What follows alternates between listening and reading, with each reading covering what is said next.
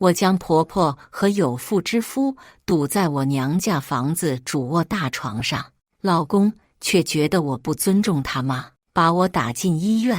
我直接报警拘他，婆婆却说她儿子打我是因为我家财产防着她儿子，还说我克夫只有她儿子命硬敢娶，以为有了孩子我就舍不得离婚吗？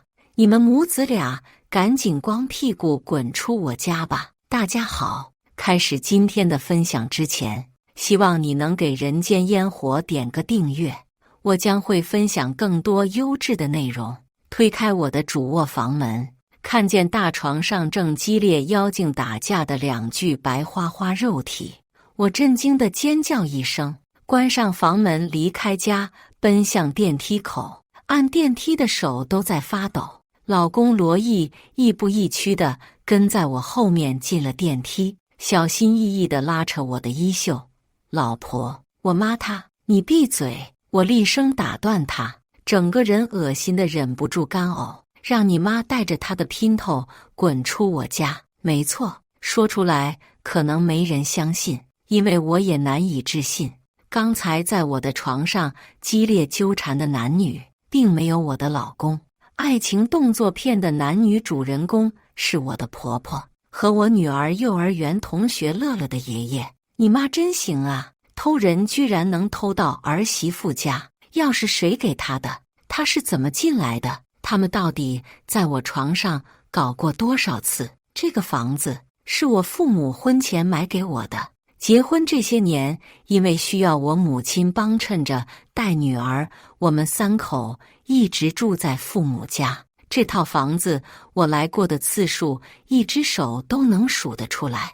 我这心血来潮过来一次，就让我赌个正着。江雨桐，你说话怎么那么难听？罗毅不乐意了。什么叫偷人啊？我妈单身，有点需求不正常吗？再说了，他梗着脖子瞪我。什么叫儿媳妇家？这不也是我家吗？我作为儿子，把自己家钥匙给亲妈，怎么就不行了？我妈没事还能过来给你擦擦灰呢。你别不知好歹！你放屁！这房子我家保姆每隔2周来给我清扫一遍，用得着你妈擦？你妈是离婚了，人家乐乐爷爷可还有老婆呢。罗毅，真没看出来你妈还是朵交际花呢。统共没去幼儿园接上2回孩子，都能和人家爷爷勾搭到一起。下到地下停车场，我一边朝车快步走去，一边挖苦道：罗毅面色铁青，追上我那又怎么样？我妈有权利追求自己的幸福，你作为小辈非但不祝福，怎么还出言不逊？你们人民教师就是这个素质吗？追求幸福，别把搞破鞋说得那么好听。你妈愿意乱搞就出去开房，别那么不要脸到我床上搞。我嫌脏，我压抑不住心中喷涌的怒火，不停往上反的酸水灼烧得我嗓子刺痛。你说什么？罗毅停下来，双眼赤红地死盯着我，神情阴郁可怖。你再说一遍！我讥笑地看着他，一字一句地重复。我说，你妈搞破鞋，你妈不要脸，我就说了，我说的有错吗？我让你说。罗毅愤怒地冲过来，一把从后面拽住我的头发，狠狠地一巴掌抽过来，把我扇倒在地。我倒在地上，不敢置信地看着他。我结婚前从来都没有想过，外表温文尔雅，平时说话都慢条斯理的罗毅，会是一个动手打老婆的男人。我趴跪在地面，挣扎着往后退去，他却还嫌不解气，追上来死死地掐住我的脖子。我妈是世界上最伟大的女人，她咬着牙，双手用力，嘴里还在叫嚣：我不允许你说我妈，我要掐死你！我想求救，却发不出声音，只能惊恐地瞪大双眼，拼命拍打她。窒息的感觉从咽喉传来，胸腔里的空气越来越稀薄，像是被坚硬的大石头压着。可无论我怎么挣扎，罗毅都没有松手，只是恶狠狠地盯住我，持续施加着力气，绝望又无力的感觉笼罩着我。正当我以为我就要把命交代在这人迹罕至的停车场角落时，物业通过中控室看到了他的暴行，火速派来了2个保安，两人合力拉开已经陷入疯狂的罗毅，焦急地询问我是否需要帮助。我死死盯着已经清醒过来、一脸悔意瘫坐在地的罗毅，嘶哑着嗓音艰难地请求：麻烦帮我报警，再帮我叫救护车，我要到医院验伤。警车带走了罗毅，而我随着救护车来到医院做检查验伤。路上我打电话给我爸，告诉他我被罗毅家暴了，请他到医院。电话里，我第一次听到做了一辈子商人雷厉风行、运筹帷幄的我爸爸，颤抖着声音不住地安慰我：彤彤别怕呀，有爸爸在呢，爸爸马上就来。挂了电话，我胡乱擦干眼角的泪，内疚的心里酸涩不已。爸妈生我养我，给我提供了最好的生活，送我出国留学，安排体面工作。我不但没让他们享誉天福，上了年纪还要处处跟着我操心。救护车到医院时，我的父母和4个表哥堂哥已经等在急诊中心了。难以想象他们是如何能在接到电话后用比救护车还快的速度赶到医院的。看着我凌乱的头发、红肿的脸颊，还有脖子上泛着青紫色的手印，我妈冲过来，流着眼泪抱住我：宝贝，妈妈的宝贝啊！心碎的哭泣声，伤在儿身，痛在母心。我爸的眼眶也红着，他拳头紧紧攥住。这个一辈子喜怒不形于色的沉默男人正极力隐忍着。我的4个堂哥表哥更是已经撸胳膊挽袖子，到处搜索着罗毅的身影。挨千刀的罗毅人呢？敢动手打我妹妹，我弄死他！父母两边的同辈里，只有我一个女娃娃。从小我就在哥哥们的呵护宠爱中长大，哪个哥哥不小心把我逗哭，都得被其他3个人按着暴锤一顿，更别说罗毅动手把我打成这样。我报警了，罗毅被警察带走做笔录了。我吸吸鼻子说道：一行人在陪我加急验了伤，轻微脑震荡加软组织挫伤，医院给我出具了验伤报告。我们带着报告也赶到派出所做笔录。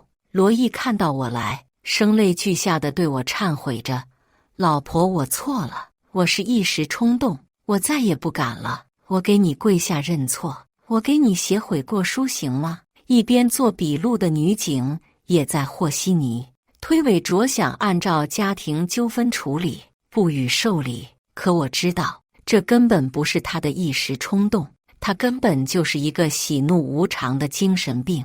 上一次他对4岁的女儿小宝动手时，我就应该明白，家庭暴力只有0次和无数次的区别。那次他下班早心血来潮陪女儿在游戏房玩耍，忽然我们听见女儿爆发出尖利的哭声，我和我爸妈飞奔进屋，就看见女儿半褪着裤子被罗毅禁锢在怀里，紧捂着她的口鼻，不让她发出声音。我们进来时，孩子已经憋得快要断气，我妈心疼孩子，一把抢过孩子抱在怀里，宝啊贝啊的哄，有些不高兴地埋怨罗毅：罗毅，你这是干什么呀？好不容易带会儿孩子，怎么还给孩子弄哭了？罗毅呼呼喘着粗气，用手指着我爸妈：看看这孩子让你们给带的，这才几岁啊，就学会打爹骂娘了。我要是再不规矩他，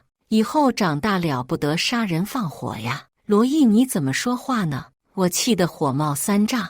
我爸妈出钱出力给你带孩子，还带出错来了吗？小宝出生到现在，你给他花过1分钱吗？你单独带过一次孩子吗？你有什么资格在这里发脾气打孩子？我妈气得脸色通红。孩子才几岁啊，他懂什么？怎么能这么说孩子？罗毅反驳道：出钱出力怎么了？你家有钱多出点，不是应该的吗？谁家老人挣钱不都是留给儿女的？带孩子也是他们乐意的。我妈还想带孙女呢，是你信不着我妈？你心里没数你妈怎么带孩子的吗？1岁时候用80度的水给小宝冲奶粉，孩子食道都烫伤了，住了半个月医院，不吃不喝，只能打营养液。我妈病一回，让她帮忙带1天孩子，从早到晚给孩子看1整天电视，一袋切片面包吃了1整天。她可倒好，躺床上一眼不看孩子，统姑1整天手机。就你家带孩子矫情，谁家带孩子能像你家这么惯着？这么大了还顿顿3菜1汤，单独做儿童餐。我就是我妈这么养大的，现在不也长得挺好？罗毅为他妈辩白着，你爸妈挨累纯属你们家自找的，我还想让你跟我回婚房住呢，是你不想去伺候我妈，偏要在娘家住的。罗毅，你摸着良心问问自己说的那叫人话吗？我妈气得浑身颤抖，直捂心口。你家准备的婚房才60平，还住着你妈？你让彤彤怎么回去住？结婚到现在，你吃我家的，住我家的，没指望你多感激我们付出，但我万万没想到你就是个白眼狼。结婚前罗毅跟我说，婚房只买了60平2小居，但是他妈有房子，不会和我们一起住。结果婚后才知道，他妈住的房子根本就是租的，他们全家总共就这一套60平的房子。结婚以后，婆婆就把租的房子退了，搬来了我俩的婚房，霸占了主卧。我怀孕以后，她更是借口不知道怎么照顾孕妇。我家有保姆更精心，赶我俩回了娘家，一住就住到孩子快要5岁。60平怎么了？罗毅对我妈，过去一家10几口还住一个炕上呢，真是秀才遇上兵，有理说不清。我爸也气得面色铁青，但他一向奉行夫妻吵架，父母掺和矛盾容易升级原则。每次我和罗毅吵架，他都装作听不到。我爸抱起还在哭的小宝，拉着我妈出了房间，走之前隐忍半天，还是没忍住扔下一句：要吵要打你们滚出去，打够了再回来，别在我家吵吵，惹得你妈心烦。罗毅听我爸这么说，疯了一般跳起来：对，你们一家人就欺负我一个外人，这里不是我家，我这就走，再也不回来了。他走后，我查看游戏房的监控，看到小宝只不过玩的时候得意忘形，不小心把一块乐高扔到他脸上，他就生气地拽过小宝，一把薅下小宝裤子，狠狠地疯狂抽打他的屁股。见孩子哭，他又死死地捂住孩子口鼻，不让他发出声音。这次离家出走，我们冷战了4个月，期间他不联系我，也不来看孩子，他妈也随着他一起消失了。我几乎已经死心准备，等他再找我就提出离婚，他却回了我家，跪在地上声泪俱下地忏悔道歉，说那天他只是因为在单位工作不顺心，才一时冲动打了孩子，还对长辈不敬，以后绝对不会这样了。我考虑再三，念在他是初犯，孩子也需要一个完整的家，所以原谅了他。后来我才知道，那次他是因为区里公务员好几个月发不出工资绩效，山穷水尽还不起房贷了，才不得不主动低头回来求我。而这一次，他为了维护他妈，再一次暴露他的暴力倾向，我是无论如何不会再原谅他了。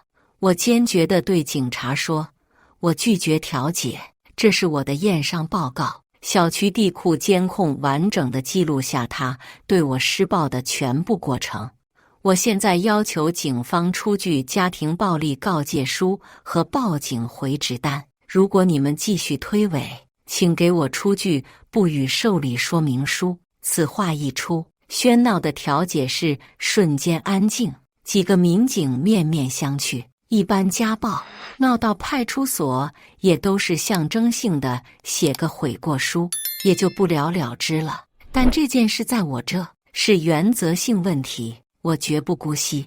罗毅见我动真格的，立马吓得屁滚尿流。老婆，你别这样，你要是告我，我单位知道了，我以后就再也升不上去了。再说，他拧着眉毛，再说今天这事也不是我一个人的错，是你先说我妈的。我说你妈，我怒极反笑，你妈干那事儿我都难以启齿，你有脸说吗？有脸说你妈大白天领着已婚老头去儿媳妇娘家房子打炮吗？我的家人都愣住了，就连见惯了炸裂奇葩事的民警们都没忍住对罗毅投去鄙视的目光。我也真是气极了，作为一个接受了高等教育的在职教师，居然当着众人的面说出那么粗俗的话。就在这时，罗毅他妈陈凤梅也接到派出所电话，匆匆赶来。进来时肯定是听到了我的话，脸色一阵红一阵白的。江雨桐，你什么意思？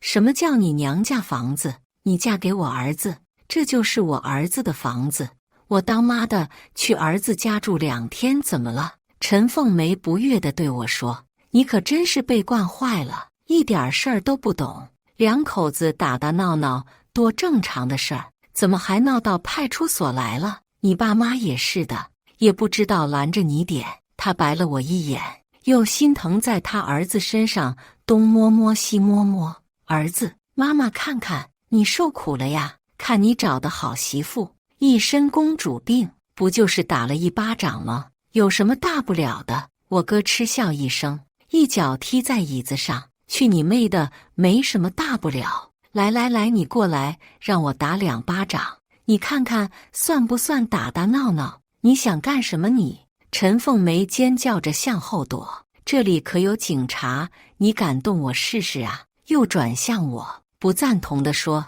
雨桐啊，不是妈说你，这点小事至于闹成这样吗？这么多外人看着，丢人现眼的。罗毅是你丈夫，他有了案底影响工作，受影响的不还是你和小宝吗？我女儿不跟你儿子过了，离婚。”我妈抹着眼泪喊道：“你儿子看着人模人样的，其实就是个道貌岸然的伪君子，打老婆算什么男人？你们一家都是彻头彻尾的大骗子，饭可以乱吃，话可不能乱说。你倒是说说我们骗你们什么了？”陈凤梅冲到我妈面前，恶狠狠地跟她对峙。婚房的事就不说了，你儿子开的车还是零首付贷款买的，婚礼还没办呢，你们就把彩礼全部要回去还车贷。结婚前你们说家庭美满，就是罗毅他爸在外地工作，那时候他爸还1个月跟我们一起吃顿饭演戏。结婚以后你们才说实话，离婚20多年了，他爸早就成家有别的孩子了，根本就不管罗毅。小宝都5岁了，连爷爷都没见过，你们这不是骗婚是什么？那叫什么骗婚？我家虽然条件不好，但我儿子优秀有魅力呀，你女儿才乐意上赶着倒贴钱嫁给我儿子。陈凤梅梗着脖子叫道：“你们家才是骗婚呢，有那么多房子商铺，一个都不肯改成我儿子名字，你们家就这么一个女儿，以后东西还不都是我儿子的？现在这么藏着掖着，不是骗婚是什么？”罗毅惊得慌忙制止他妈，已经来不及了。妈，你说什么呢？我恍然大悟，难怪罗毅一家婚前婚后态度变化这么大，原来他娶我根本就是打着结婚以后霸占我家全部家产吃绝户的主意，找了我这个家境优渥的独生女。他们本以为结婚以后那些商铺和房子都是他们家了，没想到我爸妈严防死守，除了平时花销宽松，大头罗毅连毛都碰不着。他们的算盘落空，自然坏了心态，越来越气急败坏。你们真不知足啊！罗毅平时住我家好吃好喝的，我们伺候着；哪次出门旅游，我们不把他带着。飞机头等舱，5星级酒店，你再看看他这一身上下的奢侈品，是他能消费得起的吗？他要不是娶了我女儿，他能过上这样的生活吗？他的花销哪一样不是我们家在出？你问问你儿子，有脸出去说吗？挣的钱1分钱不交回家不说，给孩子买个零食回家还得找我们报销。我爸气得浑身发抖，指着他们控诉道：你们家压根没看得起我们罗毅，我儿子都跟我说了，他在你们家，你们还让他干活。我目瞪口呆，真是小刀拉屁股开了眼了，居然还能这么颠倒黑白。陈凤梅所谓的罗毅在我家干活了，就是偶尔他下班晚了单独吃饭，保姆阿姨下班已经走了，他把自己的吃完的饭碗单独放在洗碗机里洗了，这就是他在我家唯一偶尔干的活。剩下他连内衣裤都有保姆清洗。江雨桐，你可想清楚了，你都30多了，离婚了，带着个孩子，谁要你啊？我儿子可就不一样了，国家干部，离了婚照样有大把黄花大闺女抢着嫁给他。陈凤梅气焰嚣张，我就算一辈子没男人，也比和你儿子过强。离婚？我冷笑道：江雨桐，你装什么呢？你那点破事，以为我不知道呢吧？你最好的朋友都背叛你，你这种女人，也就我儿子命格硬敢要你，你前夫都被你克死了。我转头死死盯住罗毅，他在我不敢置信的眼神中心虚地低下头。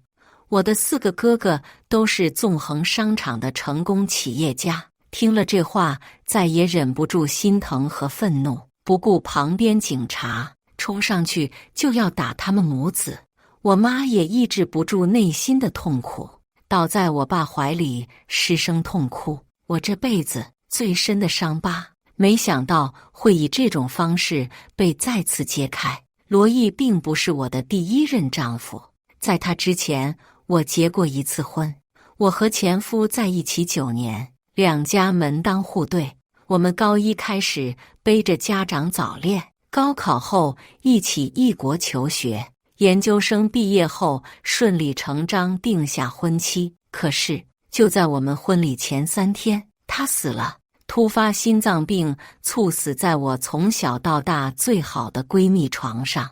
那一段时间，我同时被2个我最信任的人背叛，好像全部信仰都崩塌了。我甚至怀疑这辈子我都不会，甚至不配被爱了。同事见我浑浑噩噩，为了帮我散心，组了个同龄人的饭局，罗毅就在其中。饭桌上，我和罗毅并没有什么交流。我后来的回忆里，那天我们甚至连眼神交汇都没有过。然而散局时，在停车场，他却敲开我的车窗，要了我的联系方式，很快对我发动了猛烈的攻势。现在想想，当初吸引他的并不是我，而是我开着的那辆崭新的宝马7系。罗毅的条件，无论是长相、身材、工作还是家世，若放在从前，我都不会多看他一眼。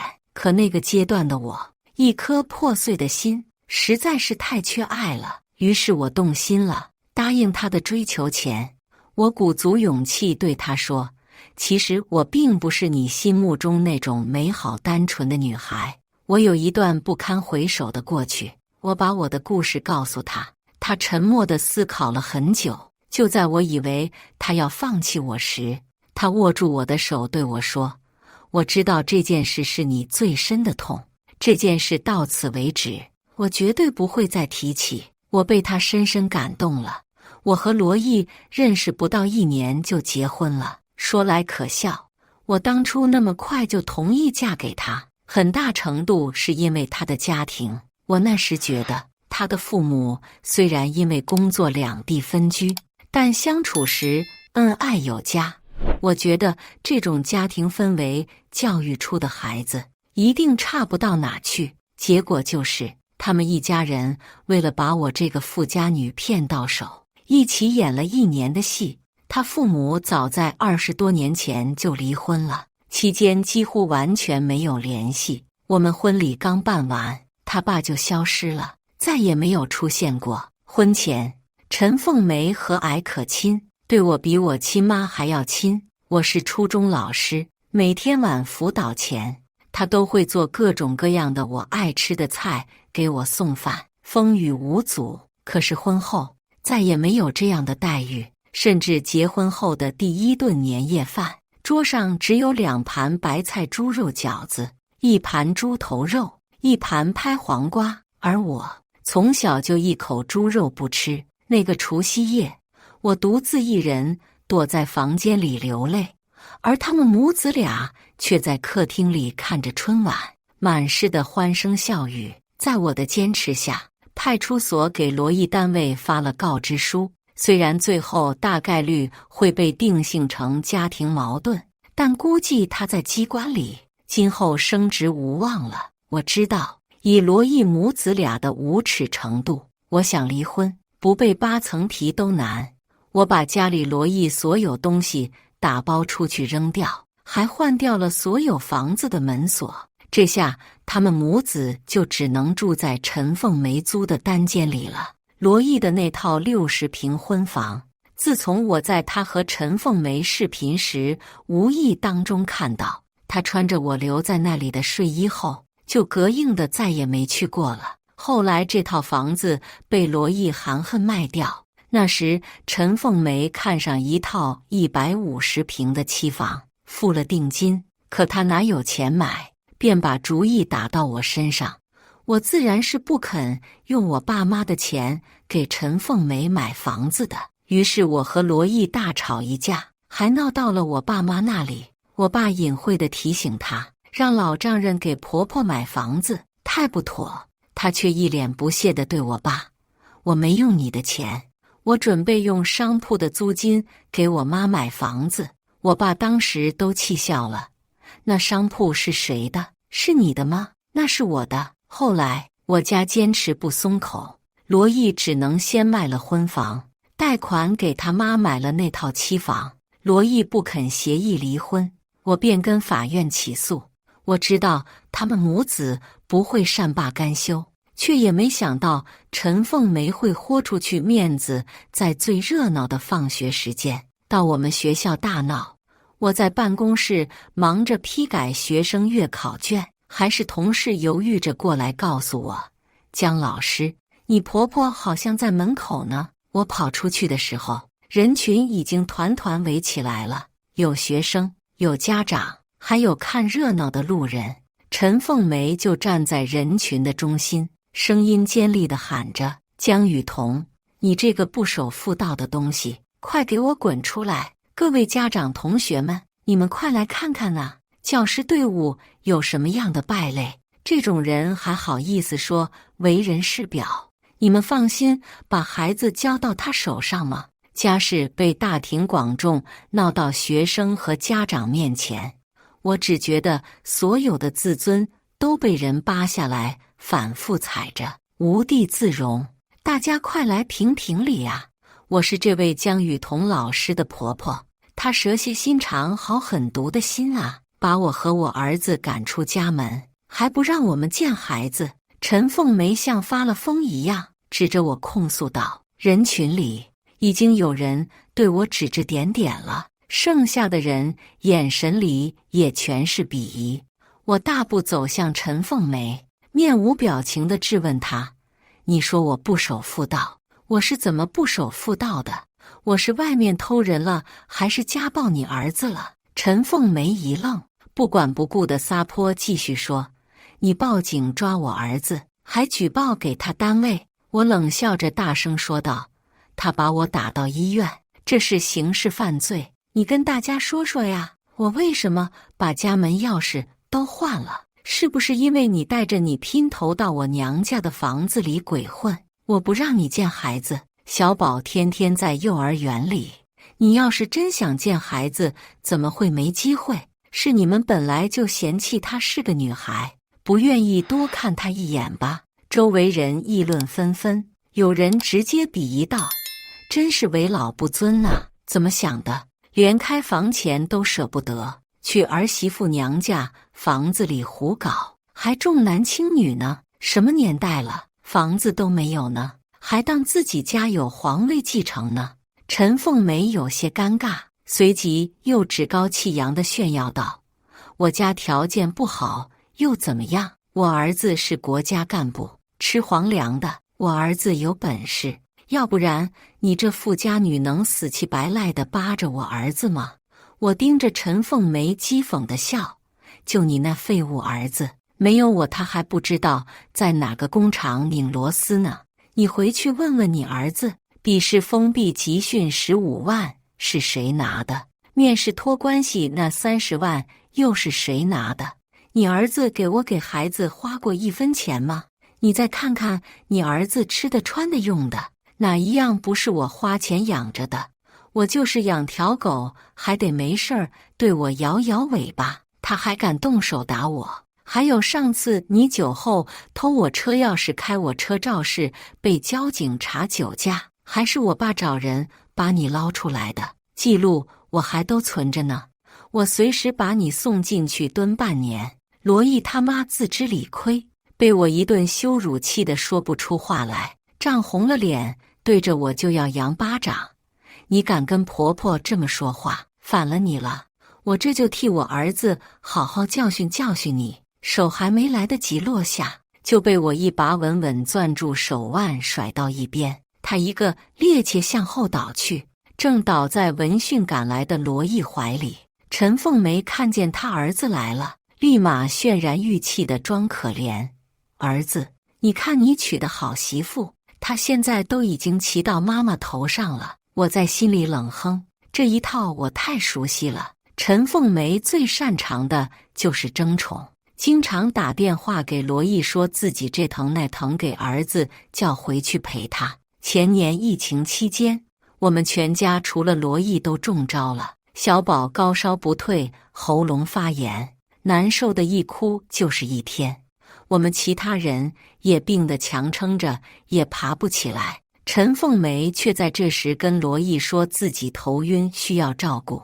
罗毅二话没说，就抛下我们一屋子病人，赶去他妈那里，半个月都没有再过问我们。果然，罗毅眼见我甩开他妈，顿时愤怒地吼我：“江雨桐，你有病吗？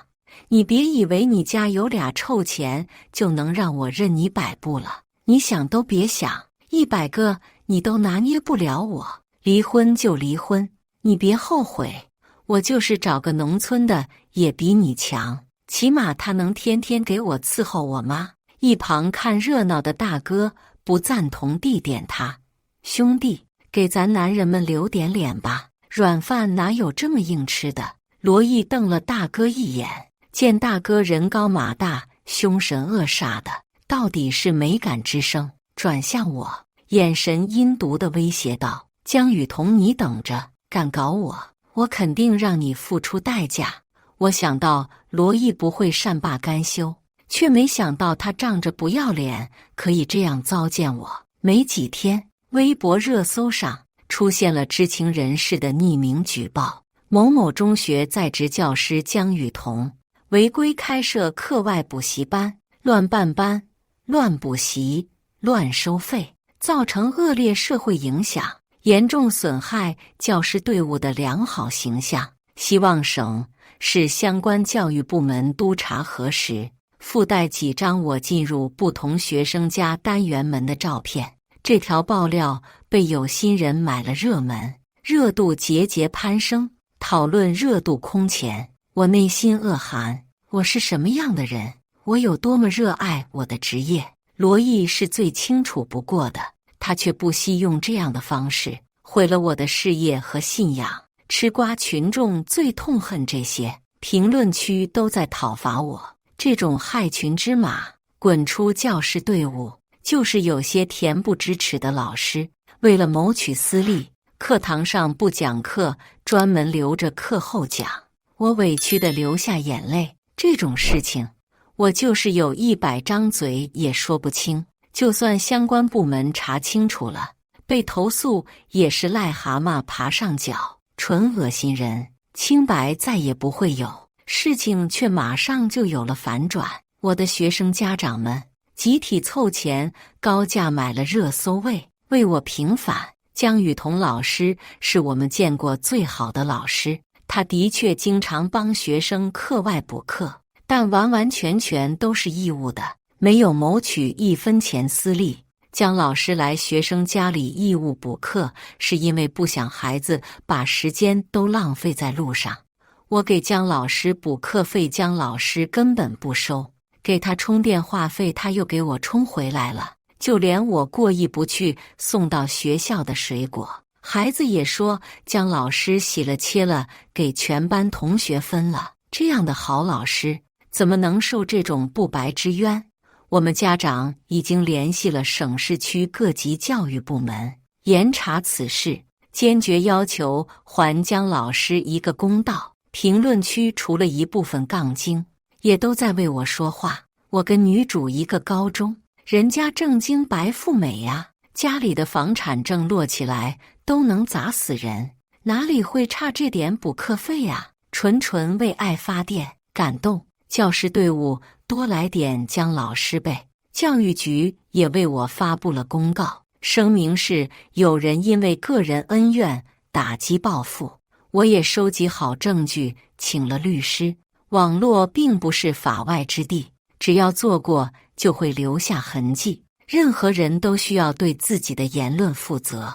罗毅毕竟是女儿的亲生父亲，如果能顺利离婚，我并不想把事情做绝。没想到他却拒签离婚协议，理由是财产分割不满意。我和你并没有婚后共同财产，女儿归我，我也不问你要抚养费，唯一条件就是永远远离我和女儿的生活。你还有什么不满意？凭什么让我净身出户？你名下那么多套房子，我也不多要，给我2套就行。这个声音原本是温文尔雅的，现在我却觉得刺耳又令人作呕。你要不要脸？我有什么都是我爸妈买的，和你有什么关系？这么多年，你给我花过1分钱，送过1件礼物吗？好意思在这跟我要东西吗？我跟你过了这么多年，要点精神损失费不正常吗？再说了，我虽然没给你花钱，我给你情绪价值了呀。和我在一起，你没开心过吗？你出去找丫还要花钱呢。我陪你睡了那么多回，区2套房子对你来说算什么？我气急了，从没见过这样无耻至极的人。罗毅，我就是放把火都烧了，也不会给你1分。那咱们就耗着，看看到底是谁急着离婚。他阴险地笑，嘴脸丑恶。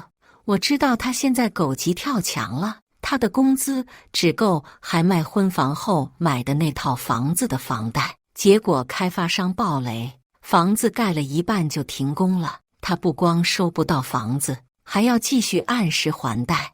而陈凤梅的退休金租完房子就所剩无几，所以他寄希望于扒我一层皮再离婚。我本不想赶尽杀绝，但是人善被人欺，马善被人骑，他都踩在我脸上蹦跶了，容不得我再心软纵容。我一直知道罗毅在单位有个关系不错的红颜知己，他车里偶尔就会有不属于我的女性用品，但是具体发展到哪一步我也没深究过。毕竟他经常跟我一冷战就消失几个月，对他的情感早就消磨得差不多了。要不是为了给孩子一个完整的家，我早就把他踹了。我拜托公安系统的朋友帮我查了他的开房记录，居然没有和别人的记录。转念一想，他抠成那样，怎么舍得带女人开房？于是我去了几套空闲的他还有钥匙的房子，找物业调出了车辆进入停车场的记录，又根据这个时间调取了大堂和电梯的监控，光是截图就打印了厚厚一沓。我抱着截图去了纪委，实名举报罗毅身为国家公职人员，婚内与他人保持不正当男女关系，证据确凿。他和他的红颜很快就被开除公职处理。罗毅失去了他整日挂在嘴边、引以为傲的铁饭碗。以前他就经常跟我趾高气扬地说他是国家干部，而我们一家只是沾满铜锈的商人，让我别那么牛，对他尊重点。而我也不是善茬，讥讽他，别说8万，你1个月能给我拿回来8000，我在家给你跪着服务。他气得不行，又是长达2个月的冷战。我把他在网络上恶意造谣诽谤我的证据全部提供给公安机关，警方很快立案，证据确凿，他被带到了警局。他终于怕了，对着警察战战兢兢地认错，说自己并不知道影响那么大，说自己是不懂法。陈凤梅开始还很硬气，叫嚣着罗毅1天不签字，你们就1天还是夫妻，你让警察抓我儿子，那我儿子就永远也不跟你离婚，拖死你。他依然觉得这就是我们的家务事，直到警察告诉他，这种程度的诽谤罪可以判3个月以上1年以下有期徒刑，并处罚金，他才怂了。他龇牙咧嘴地嚎哭着求我，雨桐啊，一日夫妻百日恩啊，你放过罗毅吧，怎么说他也是小宝爸爸呀，他要是坐牢这辈子全完了呀，我让他签字，跟你离婚还不行吗？你别起诉他了。陈凤梅哭得撕心裂肺。太晚了，我冷漠地推开他，我现在根本就不在乎他签不签字，因为他自身难保，根本就拖不住我。半年后，罗毅判了1年，因为他的行为造成的后果特别严重，还需要承担民事赔偿责任。这下他彻底完了，这一辈子恐怕都再也爬不起来了。陈凤梅听到宣判结果后，当场中风倒了下去。醒来后，她瘫着半边身子，流了一身哈喇子，也要用最恶毒的话咒骂我们一家。他们一家，罗毅没了工作，判了刑，房子断供，被银行法拍资不抵债。他妈又中风偏瘫，无人照料。等罗毅出狱，他们娘俩只能挤在出租屋里苟且偷生了。我本不打算把事情做绝，可我知道，如果不把罗毅就地摁死，他就会反复爬起来作妖，一直缠着我，折磨我。这一场与罗毅母子的较量，看起来是我大获全胜，可我也失去了很多。6年的蹉跎，好在最后看清了他的真面目，及时止损，起码守住了我爸妈辛苦半辈子积攒下的积蓄。有时候我在想，我这辈子大概是太顺了，有世界上最开明的父母，无条件地站在我身后，给我十足的底气。读书时候成绩好，工作以后事业顺利，朋友知己众多，就连生的女儿也比别家孩子乖巧伶俐。只是这姻缘确实是差了点，但我已经释怀了。人生哪有十全十美的？老天爷垂怜我，给了我那么多别人没有的，拿走我一些也是公平的。我爸见我有些脸色不愉，揉揉我的头发，安慰我：女儿没事儿，你要是觉得在这边待着触景生情不舒心，我们全家就搬到海南去。爸爸的生意哪都能做，你有本事在哪都能找到喜欢的工作。我妈也搂着我，就是咱家有钱怕啥的，妈保证你以后的人生还是要啥有啥。看着我如此通达爱我的父母，我心中最后那一点点惆怅也散去了。我的人生到此没有什么遗憾了，未来依旧有无限希望。还有什么比当下更好的呢？以上就是今天分享的故事，大家有什么想说的、想吐槽的，欢迎在下方评论交流，也更希望能给人间烟火点个订阅，我将会分享更多优质的故事内容。